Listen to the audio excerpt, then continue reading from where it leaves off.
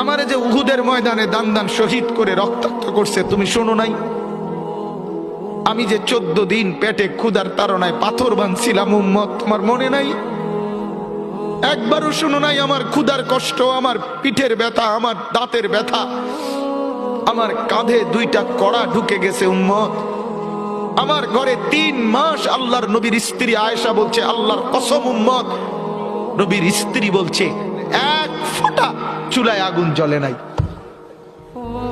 নওজোয়ান আপনারা বলেন বাপ, আজকে যাদের 1 বছর 6 মাস 2 বছর কোনদিন ফজরের নামাজ পড়েন না, দিনের পর দিন রাতের পর রাত যায়, এভাবেই 6 মাস, এভাবেই 1 বছর, এভাবেই 2 বছর, আপনি জানেনও না ফজরের ওয়াক্ত হয় কখন, ফজরের জামাত হয় কখন।